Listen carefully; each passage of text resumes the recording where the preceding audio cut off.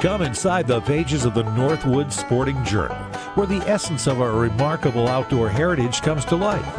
Join us as we learn interesting tips and techniques, explore the woods and waters of the Great North Woods, and examine all the wonderful aspects of the outdoors has to offer. Hi folks, this is Chris Bassenway with the Northwood Sporting Journal TV show. It's springtime, you know what that means? It means turkeys. We got a couple great shows coming up for you.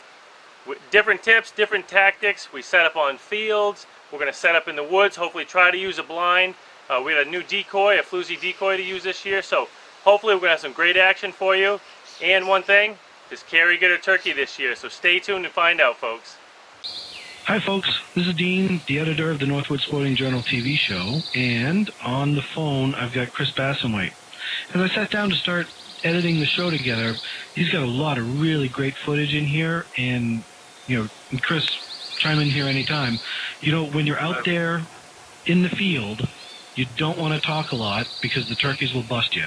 A lot of times you're so up close and personal with those turkeys, it's really hard to talk out loud or anything, so you always feel a little bit of whispering, but especially when you do that first setup in the morning, I think we've got some great footage of that.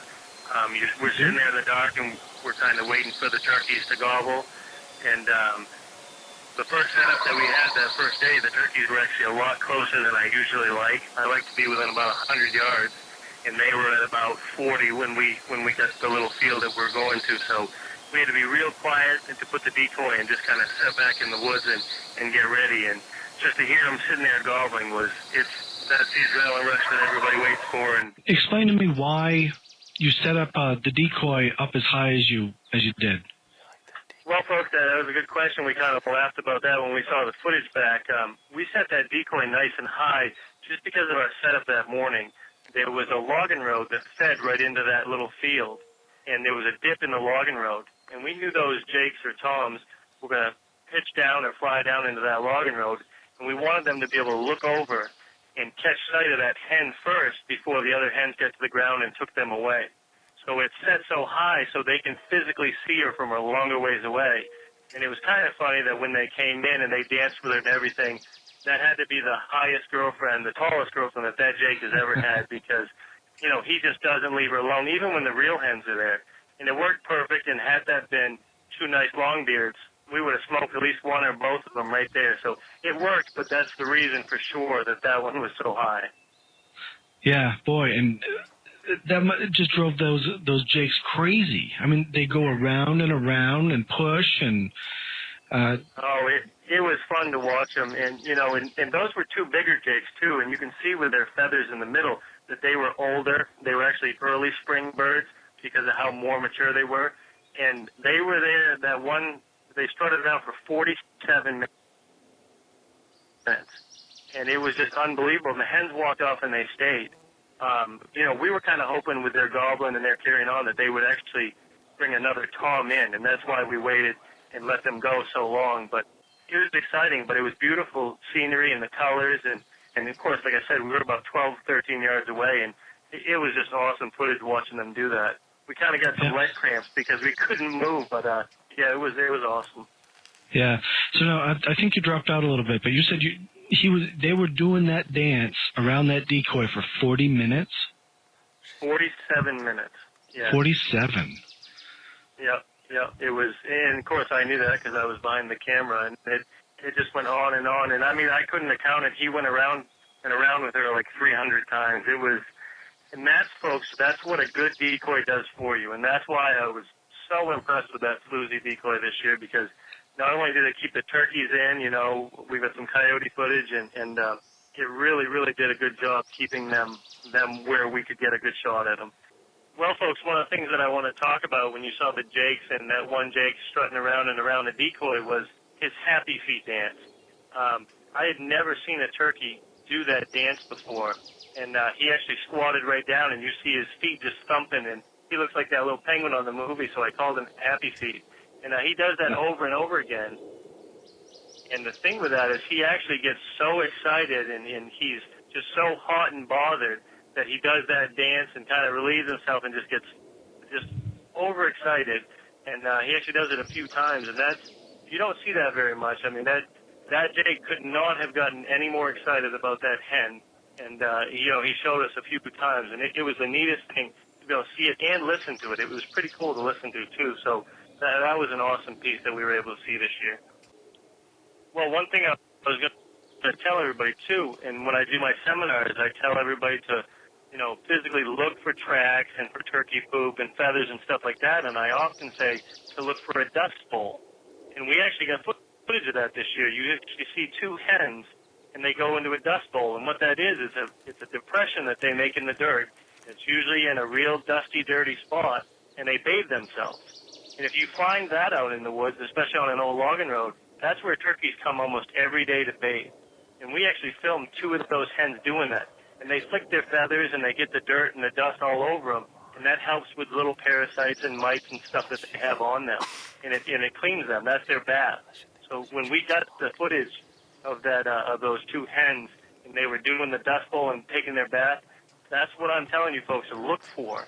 And to see the sign, they'll leave little feathers around. And it was just awesome to see them doing that, bathing themselves and seeing what they do in the wild. And that's a great way when you're scouting to find where turkeys come almost every day. Cool. So turkeys will actually come back to the same dust bowl over and over again. It's not something like they're sort of moving around their territory and they just kind of dust up wherever they happen to be.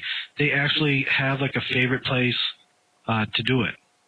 You're exactly right. They will come back to this spot and do it over and over again. They could have a couple spots like that, and maybe they go there every other day on that one or 3 days in a row. That's a spot that they like to come to and that they're comfortable. And when the turkeys are comfortable, that's a great way to sit there and wait for them. Even if you don't do a call, maybe you know they're going to be there at 9 o'clock in the morning, and at least you know the hens are coming in when you find a place like that because you know they're coming back almost every day. And as everybody knows, when the hens come in, the Jakes and the Toms are sure to follow, so that's a great place to be. It's springtime again, turkey season. You just saw some awesome footage of a couple Jakes, a couple hens. Awesome. And we're using a new decoy this year. It's called the Floozy decoy. It's awesome. My daughter Avery, this weekend, she shot a 15-pound Jake on youth weekend. Same thing. The Jake went right to the decoy, went round and round, kind of danced with it, jumped on it a few times, and Avery finally dumped it. It was about 11 yards. It was awesome. She did a great job. I thought we were closing the deal early this morning. Yeah, we were almost too close. Yeah. We walked up this whole logging road this morning, and Mike had roosted a couple birds last night, and we were just waiting for that first gobble to see where we were going to set up. And he gobbled in a tree 30, 40 yards from us. I mean, he was so close that we snuck down here to the edge of this little field and did a little bit of calling. They didn't really answer when they hit the ground, but we kind of figured they were going to come. We threw the gobble tube at it a couple times, and pretty soon that Jake came in, danced around with the decoy. The next one came in, the hens came in. And I got some footage of a dust bowl. You actually saw the hens over there. They were bathing in their dust, and that was pretty cool to see. So, yeah. But I had Mike kind of crawl over toward the decoy to just scare him away because we want to go find some longbeards. But stay tuned with us. It's going to be an awesome, exciting season here, and we're just happy to be back in the woods. So stay tuned, folks. So Chris, we're back. I called you back in here because, I've never seen anything like this. Well, folks, that was awesome footage right there, and I've hunted all over the country, and I've called quite a few coyotes in with the calling. But a lot of times they come to me, and or you'll see them in the bush or you'll see them run off or something. But that's the first time that I've ever seen a coyote physically attack a decoy. And what happened was we were set up on the bottom of a field, and we had some turkeys gobbling right above us, a couple 100 yards away. And they all of a sudden stopped talking. They shut up, and they wouldn't answer a call, and they wouldn't gobble anymore. And so we were kind of wondering why. And we looked up on the ridge of the field, and here was a big old coyote came trotting across. And I did some hen calls at him, and he kept stopping, but he wouldn't come down. And he was about to go in the woods, and he stopped, and I did just a mouse call, which is just with my mouth, and you just kind of squeak at him. And he just turned and just came right down over the hill right straight at us. And I thought that he was just going to come in nice and slow, and I'd be able to get a good shot at him and take him right there. But he got about 50 yards away, and he crouched down, and he just took off after this decoy. and he actually grabbed it by the neck and put holes in the neck, and as it went right by, I ended up shooting after he passed the decoy. But what I'm thinking with that is a turkey in a field, probably if a coyote was charging, usually flies up, so the coyote gets a lot of speed and they'll actually jump at them, and I've seen foxes do it. So that's what he was getting ready for. He was getting ready that turkey would see him and fly, and it never did. So he actually just, he hammers that decoy and then and runs right by. But it was a beautiful big male, and I don't think he liked the number 5, 3.5 turkey shot that he got after it either. Well, everyone, did you see that? We roosted some birds this morning. They were in the top of the field, and they've been gobbling and gobbling. And all of a sudden they shut up. They didn't say anything. And pretty soon we saw this coyote come out. I think Mike got some pretty decent footage. They went to the top of the hill. I did a couple hen calls on it, and it looked a little bit, and then I just did a little mouth call. And he came straight at the decoy. And about 20 yards before the decoy, he sprinted, ran, and bit the decoy. You can see the decoy behind me is falling over. Bit the decoy, and I shot him as he was running by, and we heard him go into the woods, and he was kind of flopping around doing whatever, but you never know what's going to happen in the turkey woods. That was awesome. I mean, I've never seen him attack a decoy. I've seen him come in, and I've seen him sneak in, but Mike, that was awesome. That was great. That was incredible. Jeez. But talk about that decoy. That decoy's had jakes jumping all over, has coyotes attack it. That floozy decoy, folks, is awesome. But stick with us. I mean, the birds shut up, but there's another field up top. We're going to go up and see if they're up there. But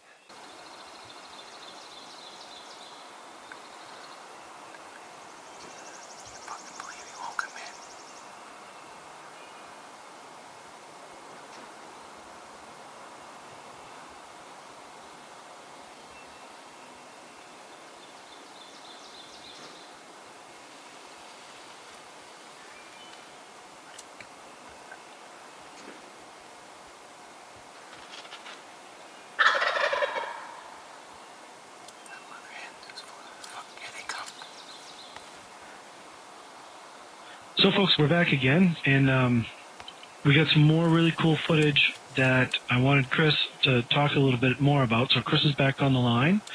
And Chris, hey, this footage is really neat because I've never seen the hens actually come out of the roost before. And in this footage, you actually see them come in and land on the ground. So tell us a little bit about shooting this. Yeah. We were really excited to get this footage. The Tom jumps out of the tree first, and he pitches right down, right where we knew he was going to, at a logging road, which fed into another field. And he kind of surveys the area, and when he thinks everything's okay, he does one gobble. And then those 3 hens, one at a time, they helicopter right down out of the tree, which was about 60, 70 yards from us. And they come right in, and it's just perfect footage the way they land, and just to see a turkey fly down like that, which most people have seen, but the catch on footage was really awesome. And we were excited that they were that close and that they were coming. And we knew once they saw the decoy that the game was going to be over for that guy. Yeah, because he does, he doesn't say a word the whole time. No, he was an old guy, and he didn't like to talk at all. And we knew this from scouting and from watching him a few days before, so we set up on him and didn't call. And we left that decoy there, so in case he was alone, we figured he wasn't, but if he was, that he would come in, and it worked perfect because the hens like to come to a decoy as well. So, we brought them right in. Mike did a good shot and just planted him right there. Yeah. So now, when hens come to a decoy, are they coming in as a point of, jealousy, or are they coming in as a point of, community? No, it's jealousy. There's always a boss hen. There's a hierarchy in everything in nature, and there is with the hens. And they will come in and investigate who in the heck is over here near my boyfriend or over here near my property. And they're coming to, they want to tell them who's boss and show them what the pecking order is. So, they're coming out of jealousy. And sometimes it seems like they don't care at all, but they're still coming just to check out who the new girl is. Yeah. Yeah. And so then, later on, this guy gets taken, and he looks like he was quite the trophy bird. It was a great bird. I mean, he had a real thick beard. You know, he was a 20-pound bird. Had a great fan, feathers. You know, his spurs were pretty good too. So he was a solid bird. A little bit older. You know, he had been on the block a couple times. That's why we decided to not talk to him at all, and it proved to work that day.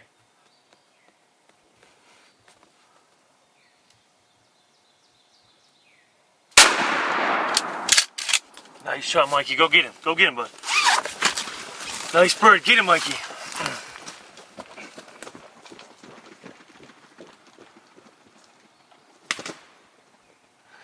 Woo, Mikey! Nice job, brother. Nice bird, dude. You see the beard on him? Holy smokes. Man, that was awesome. Folks, what incredible time we had this morning, exciting. This bird is a monster that we have set up on day after day, and he doesn't like to talk. He doesn't like when you call at him.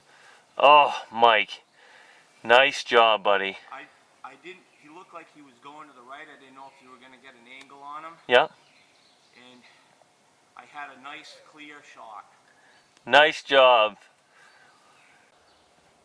Hey folks, we're back here with the Northwood Sporting Journal TV show. You just saw an awesome morning with a buddy in the woods. But what I wanted to show you is a little bit of the setup. We've been watching this bird for just about a week now, and he's been roosted on the side of this little field. And last night Mike and I were talking, and Mike said, I saw him go up. He's right off the right-hand edge of that field. And I said, you know, if we take one of our blinds and we set it up right on that corner, and we look right out, there's a logging road that you could see behind the bird. If we look right out, hopefully those birds will pitch down and everything. Well, it worked perfect, but I just wanted to show you. So we just took a blind, set it up, and for turkeys, you don't have to get all excited and brush it in like deer. Basically, he came out here at 9 o'clock last night in the dark, set it up, opened 2 windows, put the chair and everything in, and walked out. And that bird was roosted within 100 yards of what he did last night. You got to remember, at night, when the turkeys sleep, their head's under their wings, and they don't see anything at night. So Mike did it nice and quiet, stuck this blind in here. It was a perfect setup for a perfect morning. But we're going to go look at the bird some. You should see the beard on this thing. So stay tuned. We'll be right back, folks. Welcome back, folks. Well, here he is. An awesome ending to a beautiful morning here in New Hampshire. It's May 12th today. Last night, what happened with this bird? I ended up seeing him, Yep. which is pretty rare actually. Yep. I saw him with 3 hens, and I watched him fly right up in the tree Yep. with the hens, and had a pretty good game plan on what to do that this morning. So it Yep. ended up working out good. Well, great. I got the call last night. We've actually hunted this bird 3 or 4 different times, and every time we set up on him, if we call or anything, he ends up Going the other way. going the other way. Yeah. So sometimes, folks, like I like to say in the seminars and everything, sometimes you don't have to do anything. This morning, actually last night, Mike set the blind up and everything after we talked and came up with a game plan. This morning, we put the decoy out just in case the hens pitched into a different part of the field. But we didn't do any calling. We knew this turkey here, he likes to gobble once at night and once in the morning. And all he's doing is telling the hens where he is and telling him when they wake up in the morning where he is again. And that's all he likes to do. This morning he actually gobbled 3 or 4 times because there was a barred owl roosted behind him. Right. But he usually doesn't say very much. This is the bird that hits the ground and he's silent. All you guys have hunted those birds. So what I like to say is sometimes the best thing is to do nothing.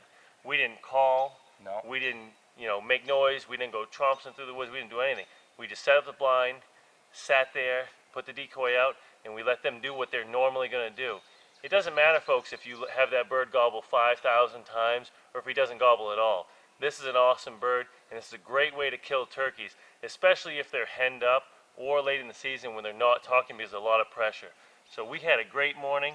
Awesome. And stay tuned, too, because Carrie gets to get in the woods, and we'll see if she gets her first bird this year. But that's going to be exciting. We've had a great time, and I can't wait to spend more time with everybody in the woods here. So thanks for being with us here at the Northwood Sporting Journal TV show. What a great morning, Mikey. Thanks great for coming morning. out. Appreciate it. Thank you. Awesome. Hi folks, this is Ed from Ed Cornelius Taxidermy with your Northwood Sporting Journal TV show Tip from the Taxidermist. This week we're talking turkeys. What do you do with that bird when you get it and you want to get it mounted? Well, two things you want to keep in mind. First, you want to bring it to me whole. Don't gut it or anything. Next, you want to bring it as soon as possible. Why? Here at Ed Cornelius Taxidermy, we use the real turkey heads. What you're trying to do is you're trying to retain all the detail that's in that head, including the little hairs, the little feathers. The longer you wait, the more of that detail you're going to lose. Well, that's a great tip, Ed, but I got a question for you. What do I do if I'm out west or out somewhere else hunting and I shoot a bird that I want to mount? Good question, Chris. If you're on a hunting trip somewhere and you get a bird, what you want to do is you want to take a dry towel, wrap it around that turkey's head, get it into a heavy-duty trash bag, and into the freezer. Freeze it solid. Then you can bring it to your taxidermist as soon as you get home. Wow, well, you can look forward to me bringing you a couple anyways, but hey, if anybody has any questions for you, how do they get a hold of you? Anybody who has any questions, give me a call at 603-664-5630. Thanks, Ed. Okay. Cool, Chris. Well, I certainly thank you for taking a little bit of time out from your hunting schedule and talking with me just so we could kind of fill the viewers in a little bit more on the footage that you were able to shoot. Well, Dean, I'm definitely glad that you called. It's great to have firsthand knowledge of what was going on. And a lot of stuff we see out there, you know, we don't talk about because it's happening to us at that point. But those things that happened this year were great. I'm glad that you called, and I'm glad I could give some insight to what happened on this video. All right. Thank you very much, Chris. Thank you.